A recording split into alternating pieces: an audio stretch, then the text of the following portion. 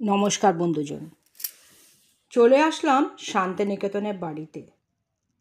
উনুনে রান্না, একদম চুলা যাকে বলে। ভীষণ মজা করলাম।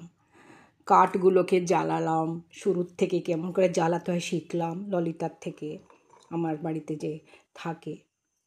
তারপরে এর জন্য একটা সিম্পল রান্না দিয়ে আপনাদের দেখাচ্ছি, আর নিজেও লার্ন করছি কেমন করে রান্না করতে হয়। এটা আমার জন্য একটা এক্সপিরিয়েন্স।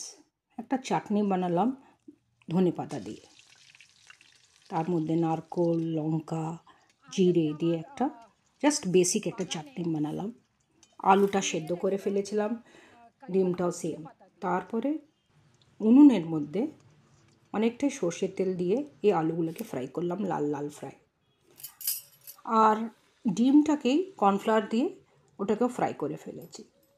বেশি কর্নফ্লাওয়ার দেবেন না, তাহলে ডিমটা ভাল লাগবে না, একটু হালকা, জাস্ট স্মল পাতলা লেয়ার একটা। তারপর ওই তেলটার মধ্যেই রসুন আর পেঁয়াজ দিয়ে ভালো করে ফ্রাই করলাম। কি মজা লাগছে না, কি বলবো।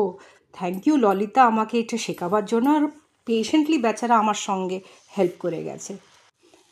গ্রিন চিলি দিলাম, টমেটো দিলাম, তারপর ওটাকে ভালো করে ফ্রাই করলাম। বাস সবগুলোকে অ্যাসেম্বল করতে হবে।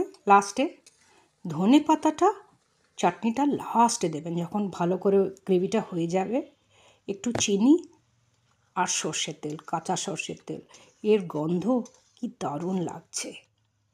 সাদা ভাত দিয়ে আর কিচ্ছু লাগে না।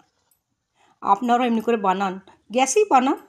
লেট মি নো কেমন লাগলো আপনাদের এই রেসিপিটা। আমার তো ভীষণ মজা লেগেছে এই রান্না করতে গিয়ে। বাই, নন্দিনী ফ্রম ন্যান্স, কলকাতা কিচেন।